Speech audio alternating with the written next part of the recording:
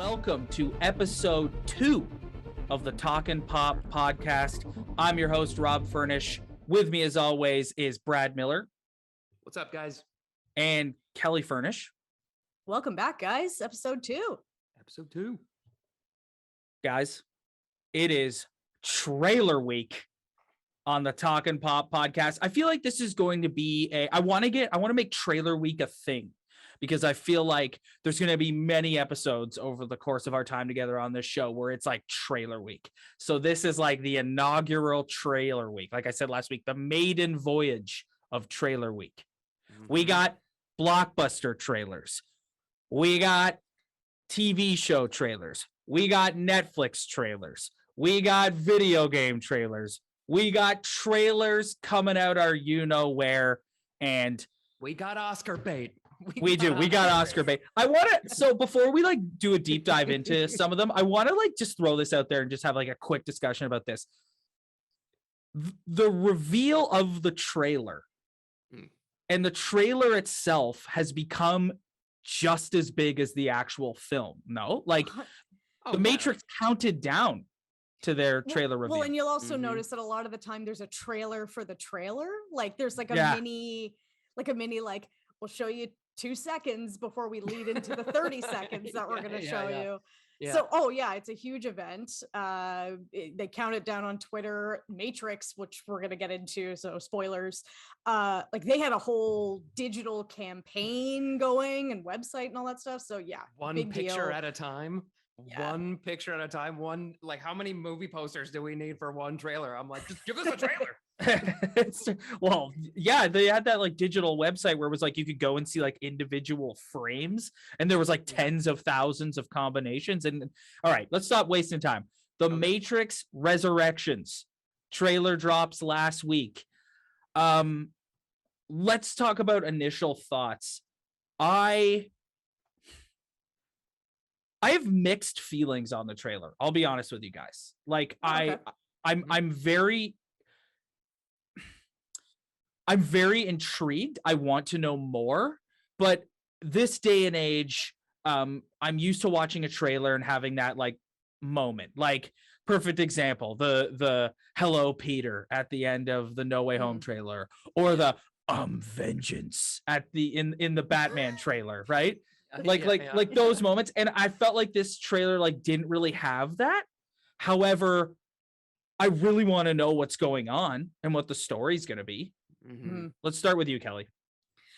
I thought this was an interesting trailer. So like a little bit about like me and the Matrix. So like definitely this was a movie trilogy that I got looped into because I had brothers. Like this wasn't one that I was like naturally going to grab off the shelf on my own. Now that being said, like I'm pretty sure, Rob, correct me if I'm wrong, like this is one of those old like blockbuster VHSs that we never returned. Like I'm pretty sure the first Matrix movies just don't have us. They're never sorry, blockbuster. We took that one. I'm with you. Like I think the trailer had a lot of like intrigue and stuff, and I've written some notes on some like I don't know mild theories that I have. The thing that stood out for me actually where I was like, wow, this is sick, was the Jefferson Airplane song that's playing in the background, White Rabbit, which like sounds like obviously Jefferson Airplane, like this precedes the Matrix. Like it's like that song was written for this movie and this. So like that was really leaning into the red pill, blue pill thing in the marketing campaign for this movie, which is like a callback to the first Matrix. Like that wasn't a thing in the second 2 movies. Yeah, true. And so like I think you can see like, so to your point, Rob, like you can see throughout, you've got a lot of color cues going on.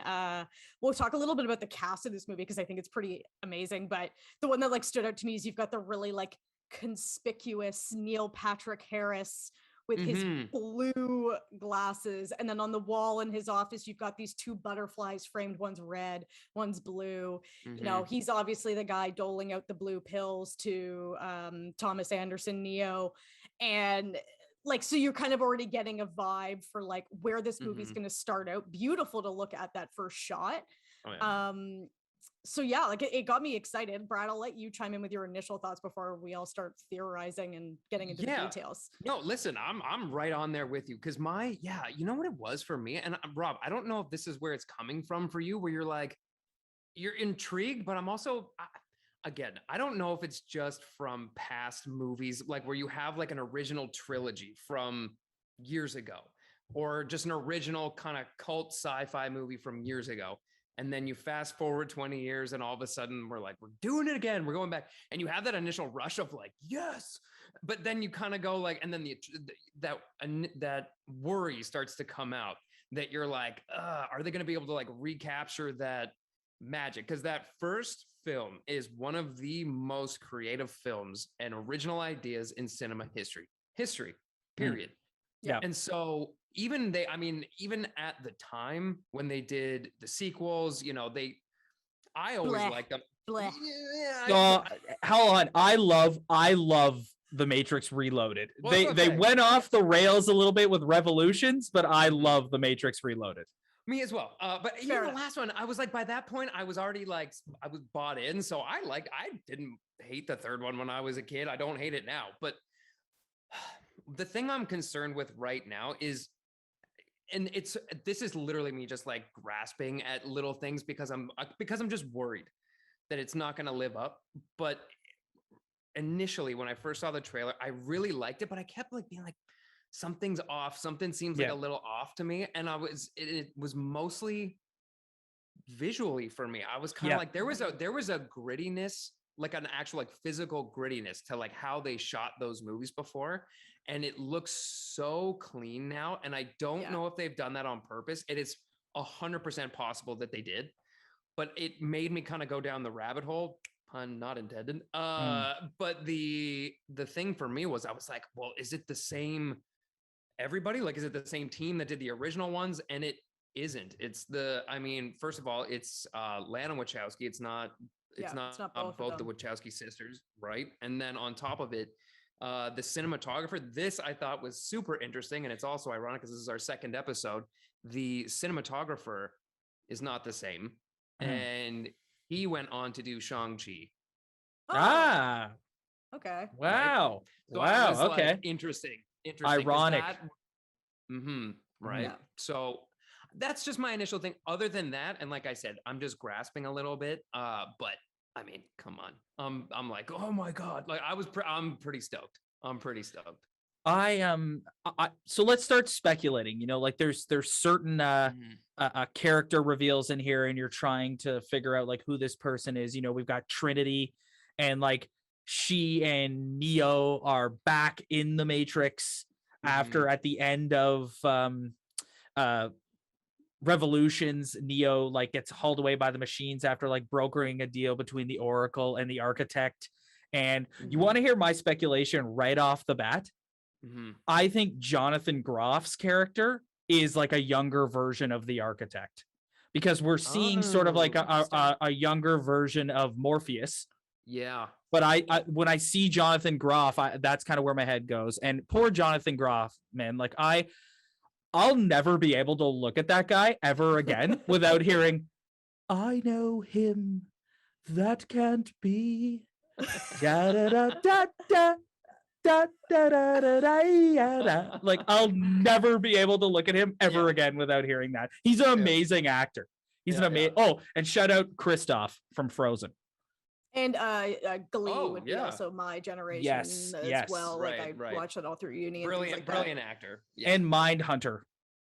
Yes, and Mindhunter. Yes. I think the thing that's interesting, so I actually didn't pick up on that, but that's I'm with you on that now that you've said it. But like, I'm looking at the cast and I'm kind of like, I read in an interview, I was doing some reading, as we do. And Keanu Reeves said, we're not going back in time in this movie. Like he actually said that. But then I look around at this cast and I'm like, Christina Ricci's giving me Trinity vibes. Yeah.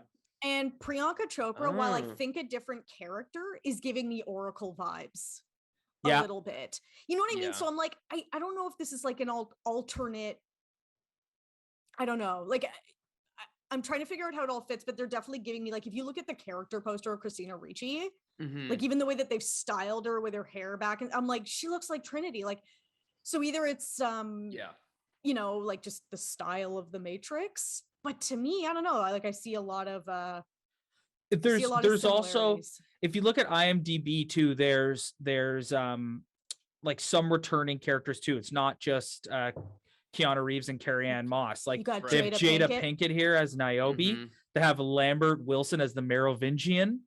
Like there's definitely in the first, not really the first movie, because the prophecy sort of took center stage in the following two. They always alluded to how like the prophecy had already happened. And, like so I'm thinking like, is that what they're talking about? That sounds, like your guess is as good as any, man. That sounds right. And I mean, not to keep circling back to the cast, but I'm also like, oh no, Lawrence Fishburne. Oh no, Hugo Weaving. Yeah. I'm like, you know what I mean? Like, You don't know. We don't know. They could show up. Well, that's true. That is true. Yeah. My thing, again, it's just a general concern, because again, it's just like we've been hurt before. Okay, guys, we've been hurt before. I don't, especially by Warner Brothers. Yeah, don't hurt me again. Don't hurt me again. True.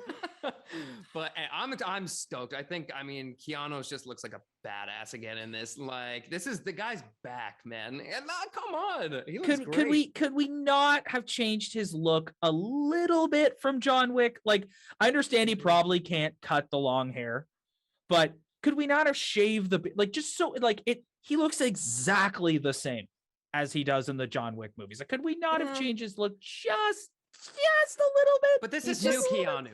This is new he's just Keanu. past that threshold now. Like, he's just like, take me as I am, or I'm not taking part. I'm not doing it. I'm not doing this if I can't have my beard. I want to sneak in one other comment. So we talked about Yahya Abdul Mateen. Sorry if I'm butchering that name. So he's playing Morpheus, as his Instagram told us. So I think he, like, if I think about things that I've seen him in, like, he was one of the better parts of what I think was a terrible movie, Aquaman. And then you've got Jessica Henwick in there, which was one of the best parts of another terrible piece of media, which was Iron Fist. So it's unfortunate that my perception of the things that these people have been isn't great, but they were excellent parts of those shows and movies. So overall, I think this cast is really cool. I actually didn't even realize, and I didn't realize that NPH was in it until like that teaser and like what's he? Wasn't expecting that at all. Yeah. And is NPH like a new? I'm off in speculation world here, and I could be totally wrong, but is NPH, like, we're talking about like younger or like reincarnated versions of classic characters? Is NPH a Smith, a younger Smith, maybe an Oracle? Agent of some kind? Maybe Oracle. Maybe he's definitely like he's not just the therapist. A good dude. He's not a good dude. You don't bring NPH in and then give him a part role. Like, we binged How I Met Your Mother over COVID. Like, that dude rocks it. yeah, he does. He's hilarious. The other thing that I'll say is, like, obviously this movie's called like Resurrection, so there's a resurrection of sorts happening. I also read in an interview where Keanu described this movie as a love story, and so I've read some speculation, and I'm kind of on board with this, where it's like, these characters who died are still alive in some way because of their love, like Neo and Trinity and things like that. So I thought that was interesting too, that we're going to like focus on this like love story, because you always sort of think, again, thinking of Warner Brothers and the machine that's behind it, that like we'd be like, oh, like these characters are here, but we really want to set up this new group of people so that they can continue to carry the franchise forward. So I will say that, like, as for the Matrix purists, I'm happy that they're focusing on the main characters that people love, and not just like having them, like, it's not like the Luke Skywalker thing where it's like he's here, but it's about Rey. Like, it's this seems to be a story about those characters. This is our guy. Yeah. So if we're to close the chapter on the Matrix Resurrections, I think we're all intrigued to see where this goes. Fair? Yeah. Oh, definitely. This will be the movie of the Christmas season. I do want to say one thing is right at the end, the graphics of like the title card were giving me like Scooby-Doo Batman Forever vibes. That was my only gripe for the Is that I a was like, gripe good for you though? who Yeah. chose this? Yeah. Yeah. That's not a The gripe audience for will you. find out that I have a deep Kelly's a Batman guilty Forever stan. I love it. Yeah. Kelly's a gonna say, Batman I- Forever that's stan. not I stand by it. No, Well, hopefully, I- Kelly, not to get us off the rails, but hopefully we do eventually do an episode on here where we are discussing and breaking down the Schumacher cut. we absolutely need to. Oh man. All right, moving on. Let's go on to the second trailer because it is trailer week. Hawkeye on Disney Plus, our next Disney Plus series. Jeremy Renner back as, Jeremy Renner. I almost said Clint Barton back as Jeremy Renner. Haley Steinfeld as Kate Bishop, sort of like a younger heir to the throne of Hawkeye. Brad, I want to open it up to you. Your thoughts on this trailer? I mean, where do you start? I mean, instantly. I mean, like nobody's under any sort of illusions here. Like we obviously talked about this a little bit like before we even do this, but it's like instantly we were all just like Christmas time. Yes. Like we were like, let's go. This is coming out of Christmas. Yes. But like literally I said to you guys right away, I was like, this is like Die Hard had a baby with Marvel and I'm here for it. I'm here for it. I'm like instant, but it was like the best way you could possibly give Jeremy Renner and Hawkeye a chance to like really shine, like put him in kind of a more gritty, like kind of like real world James Bondy, if you want, Die Hardy kind of vessel of a show to really kind of give that character is like its due, because he's always done a good job with that character, but it's always been obviously you're overshadowed in a lot of cases by like the big superheroes, Iron Man, Hulk, whoever it is, it doesn't really matter. But this is just like and they're back in New York, which is also like a big Marvel thing. I love that. It's Christmas time. I'm like, this is the show. I think it has the chance to be their best show for Marvel. Kelly? Yeah, if we went back in time and you were like, Kelly, are you going to be excited for a show starring Jeremy Renner or a show centered around Hawkeye? I'd be like, no. But but you see like the Christmas aesthetic. Has there ever been a Marvel Christmas? Like, have we ever had Christmas in the MCU? I don't even think we've seen snow in the MCU. Batman Returns, I think, is your closest. Well, no, in the MCU. No, I know, but that's what I'm saying. That's your closest. That's your closest. Yeah. So I mean, leave it in the comments, folks, if we're off base there. But pretty sure, yeah, it's always like a nice sunny spring day. This looks fantastic. I think this is right up the alley of like his sensibilities, his humor. You've got Haley Steinfeld, which is just oozing charisma. Like they're going to be such a great duo. You can already tell just from those short clips. I'm with you, Brad. Like I was like, is this going to be the best show? Like it is. I'm calling it right now. It looks fantastic. Like I was really stoked really when good. I saw it. Yeah. And then, I might be jumping the gun here, Rob. Will let you get your piece in, but also Florence Pugh is going to be. Yeah, you took it. I was literally just going to say that on IMDb, Florence Pugh. Yeah, saw that. So yeah, who was my favorite part of Black Widow? Oh, for sure. Yeah, she's awesome. Well, David Harbour was also excellent, but yeah, I think. Listen, aside from WandaVision, which I thought was average, I've liked every other Marvel show. I loved Falcon and Winter Soldier, and I loved Loki. So you guys are sitting here saying like, this could be the best MCU Disney Plus show.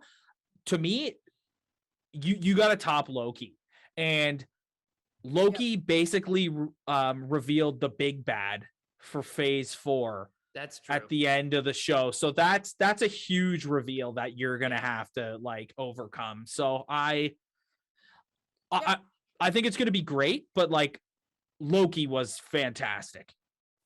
You know what? I think that's what's so great about the MCU right now is like it's like comparing Thor Ragnarok to like the Winter Soldier. It's apples and oranges. Totally They're different vibes. So both great. It's almost, like we're almost remiss to be like, trying to stack them all on top of each other, like which one's better than the other, because they're different genres at this point. That's fair, Like, yeah. you know what I mean? Like, I think Hawkeye is going to serve us up, to Brad's point, like our die hard fight scenes, like things like that. Whereas like Loki So was good. yeah, like Loki was like living in the sci-fi world, and even, you know, the whole show, spoiler alerts folks, like culminates in a discussion with our new big bad, right? Like it didn't, it wasn't, I mean, there was a small you know, exchange, but like it's such a different vibe. So I think, you know, probably comparatively, it's probably closest to Falcon and Winter Soldier in terms of its like tone. Yeah, I'm just, But, you know, it's funnier and more comedic. I think so. And you know what it is for me too, is it's not that I'm like sick of it in any way, but it's more that it's just like, we've had so much like fantasy, I guess, more based films lately and shows, that it's kind of like, it's nice that we're kind of gonna get a little bit more like real world action, a little bit more hand to hand, while not like straying so far away from it that I'm sure not gonna still have like some fantasy qualities. I'm sure somebody will come out of the woodwork that we're not expecting or whatever.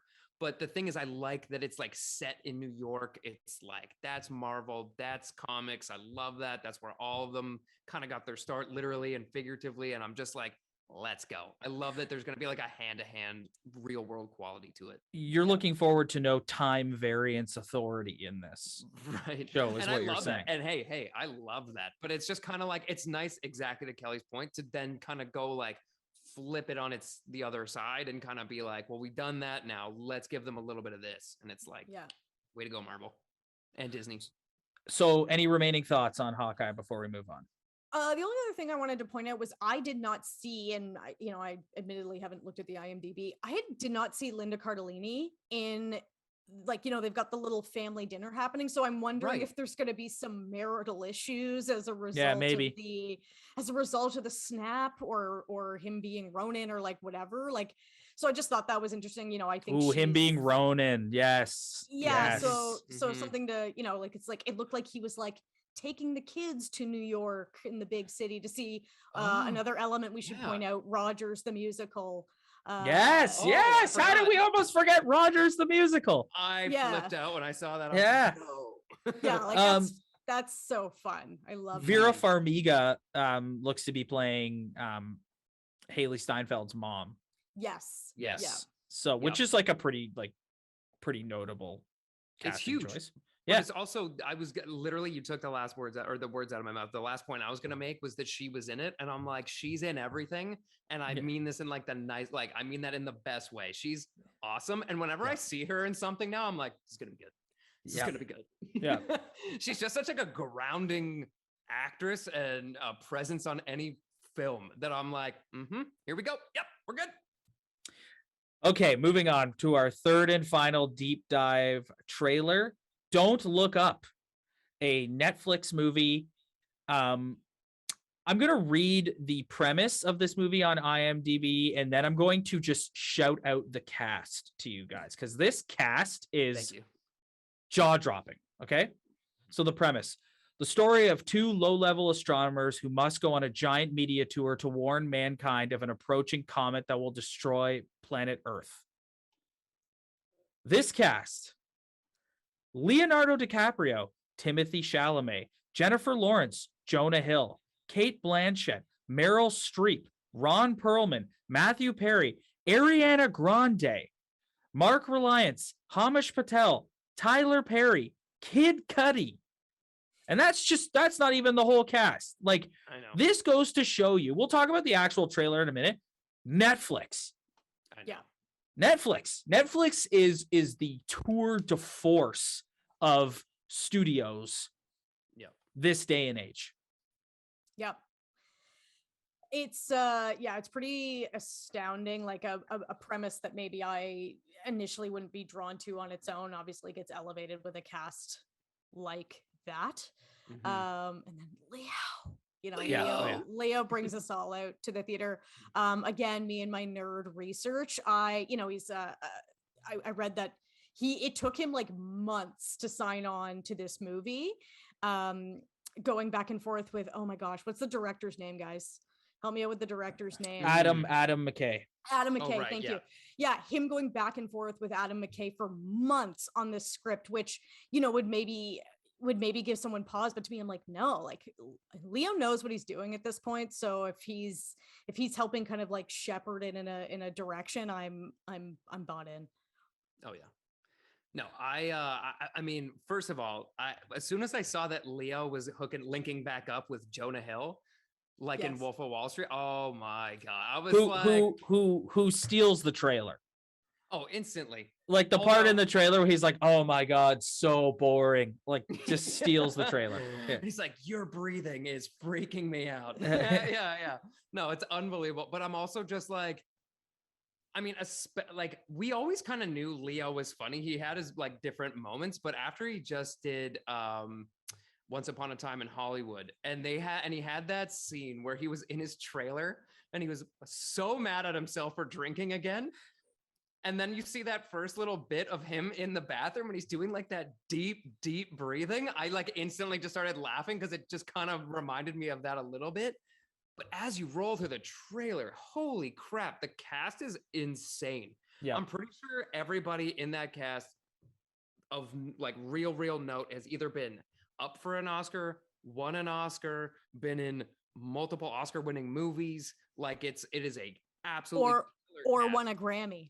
Or won a Grammy. Yes. Yeah. Like it's unbelievable. And I'm so excited.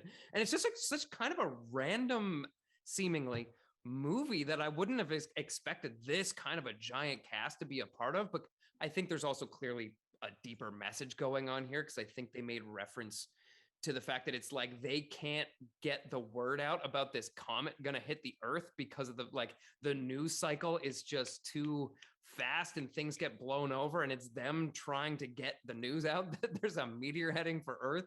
It's a really, really funny, interesting concept. I'm really excited for that one. And they're going to lean heavily into the comedic side of it too.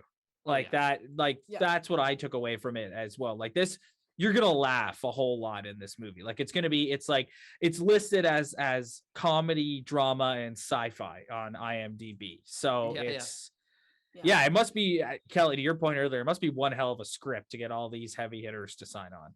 And I love trailers. I love trailers too, where it's like, okay, you have some semblance of an idea of what's happening, but it's like I don't feel like I've seen the movie. Right. And that's what this trailer does. Yeah. Yes. Yeah. Yeah, I will say, like, if I think about Adam McKay's movies sort of in this genre, like obviously he did like Anchorman and Step Brothers and all that, but when I think about it in like this genre, when he did like The Big Short, I really liked The Big Short. I thought that was a fantastic movie. And then he did Vice with Christian Bale, which like obviously acting wise, like, and you know, body transformation wise is pretty unbelievable. Didn't love that one as much as a whole. But yeah, like this is giving me all the good vibes. And then you got Meryl as the president of the United States. Like, yeah, outstanding. Yeah, can't go wrong. You're Cannot making Oscar dreams come true. Like, yeah, exactly. So 3 deep dives, 3 projects that we're all very much looking forward to. And like, I think that's just the tip of the iceberg for some of the exciting content that was released this week. So I think we're going to move into just like a bit of a speed round here. So there's some other trailers that were released this week. There's The Many Saints of Newark. There's West Side Story. Like, you guys want to comment on any of those? West Side Story is an interesting one to me because over the pandemic I watched In the Heights, which is also in the musical genre, and that movie bombed. So it's interesting. Like, this movie has all the right things behind it. It's like a very famous production that everybody's very familiar with. You've got Spielberg behind it, so it's like it should have all the right ingredients, but like, I don't know, you just reflect on In the Heights and then, you know, the disaster that was Cats, and just like. But is this going to be the same sort of thing where it's just singing the entire movie? Because obviously the benchmark for that sort of thing is Hamilton, but like, Hamilton was always a musical before it ended up on Disney Plus. So it like I think the reason why you didn't see that sort of blowback with Hamilton on Disney Plus is because people already knew like, oh, this is a musical. So we're just seeing like a filmed musical here. But I think part of the reason why like In the Heights didn't do well is I think the general public, like that's a lot to sit through. Like my fiance is like a musical junkie.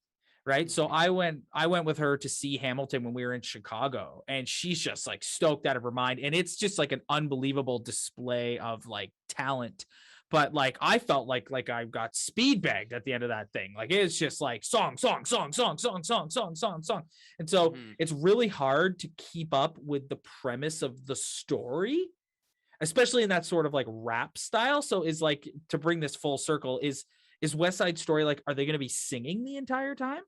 Yeah, I mean, it's originally a musical. I could be wrong here. I mean, we could check this quick if we really wanted to. I'm partially remembering that maybe this was a movie once already. Yes, it was. It was, right? Okay. So that's also what makes this interesting to me, that Spielberg signed on to do this. Not in a bad way, because like, listen, if somebody's gonna hold pathos in Hollywood and can make whatever he wants, and we're all gonna be like, hey, you do whatever you feel like, man. It's Steven freaking Spielberg. So it's like the guy has done it all, and now he's doing a musical. I'm kind of like, hell yeah, man, like go for it. And I'm really, really intrigued by it. But yes, it is gonna be pretty musical heavy.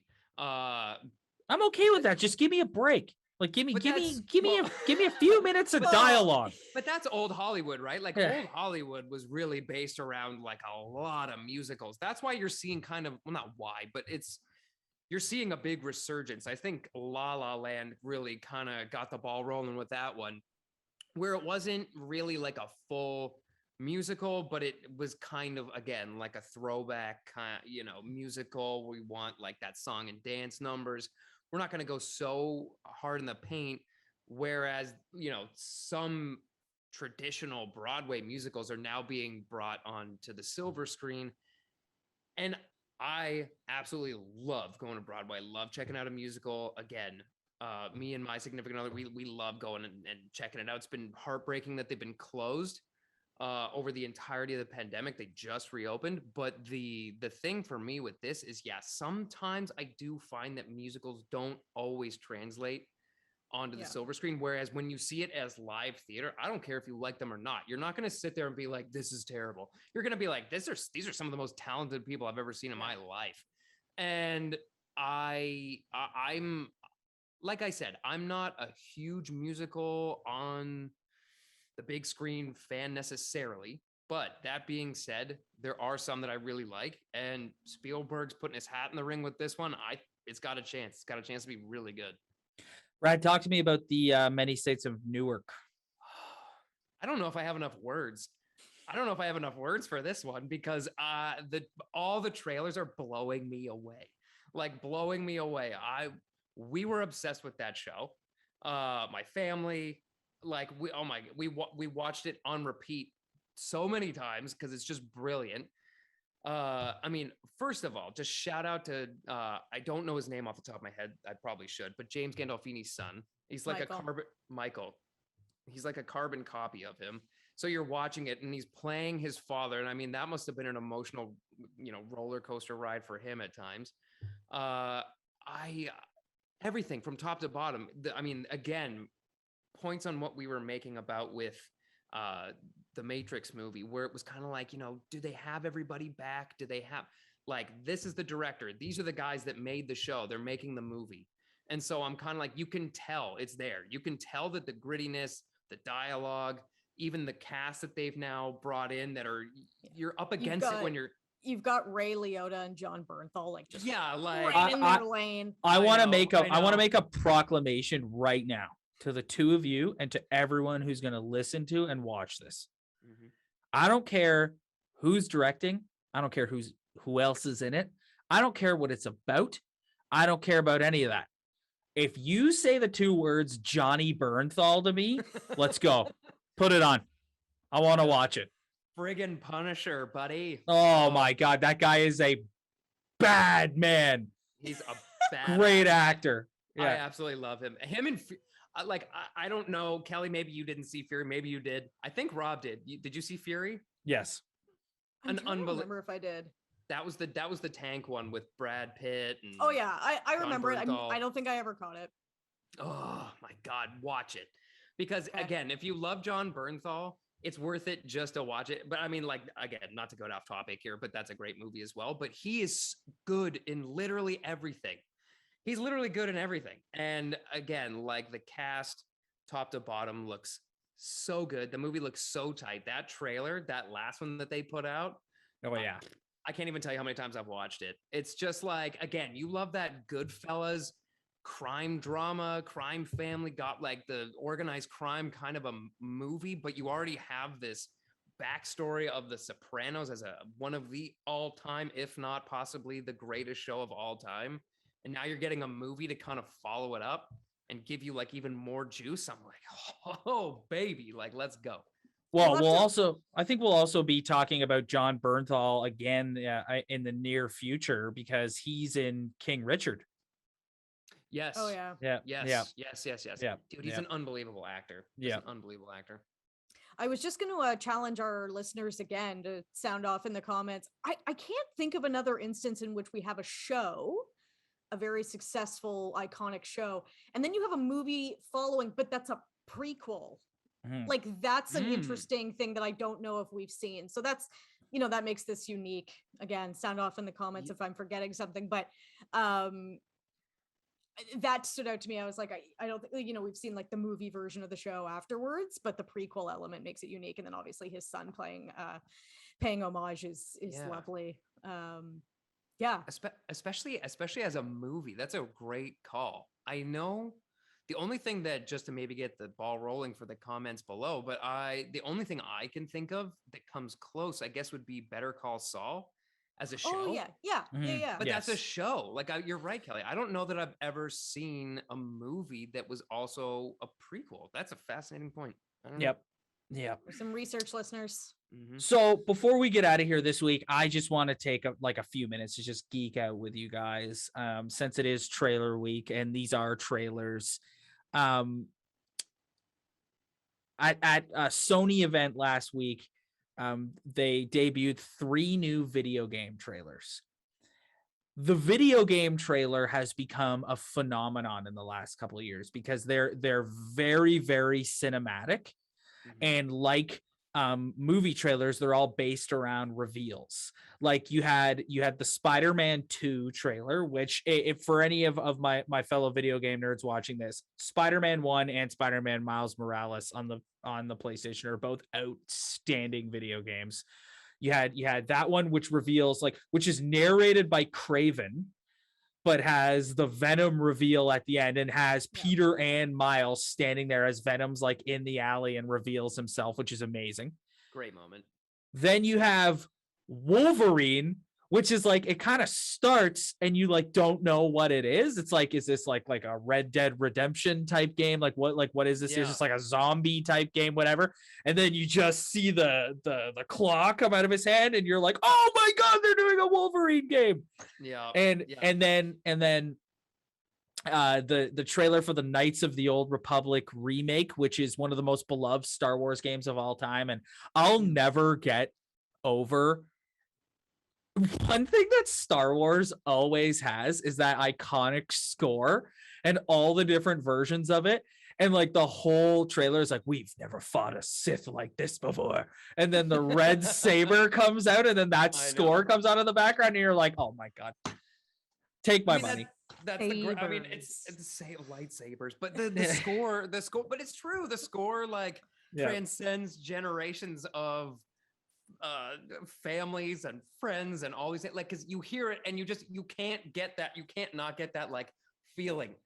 You can't not get excited in your chest. I was talking earlier about the Matrix trailer and I said the one thing that it lacked for me was that like moment. Yeah. And I think they're gonna give it to you. I think they're gonna give it to all 3 of those video game trailers had a fist pump moment. So in closing, I just want to say I just wanted to discuss the phenomenon of the video game trailer and how cinematic they are. Like Brad and I used to room together And the amount of times that we watched the cinematic trailer for Arkham Knight, where it's like Thomas Wayne is narrating it and he's putting a suit on, and like the animation is so fantastic, and it's like it's amazing. It's amazing. But we used to talk about this a lot, where we would say, you know, a lot of these video game creators, it's very much, I feel like video games is where TV used to be, in the sense that TV used to be like, you know, if you were a movie star, it's like, you don't do TV. Now TV's like, Yeah. and it's, I mean, it's always kind of been that way, but there was like this weird stigma about it. And then we've just moved into this insane golden age of television. Well, it's like, I feel like video games, and especially like these like little trailers and all the cutscenes that you get from them, it's like, why aren't these guys directing Hollywood movies and like taking over some of these franchises? Because they get it. Like they know, they get it. They truly understand these characters. They're not looking, you know, for some figurehead to lead these games because, you know, we need a name director, or we need a name whatever. It's like, no, these guys just get it. And they also know how to create these games in a way that are enjoyable, but also very true to the characters, the comics, all of it. And I'm always pretty mind blown now that it's like, again, the trailers don't get more reaction, because we watch them and we're like, holy shit, this is unbelievable. Yeah.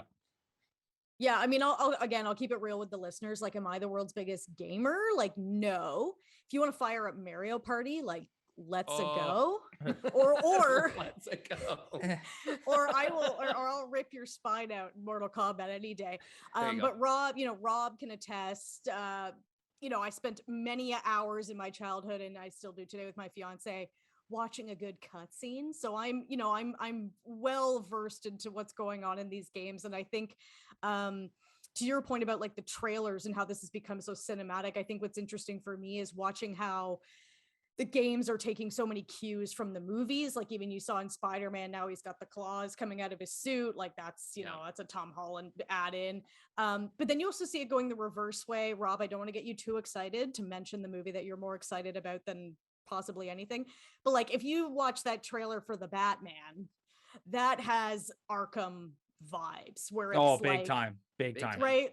It's going for that thing where it's like, you know, it's Batman, it's all the things that you like, where, you know, we have these characters in their real forms, but we're taking it really seriously. Like that to me is Arkham.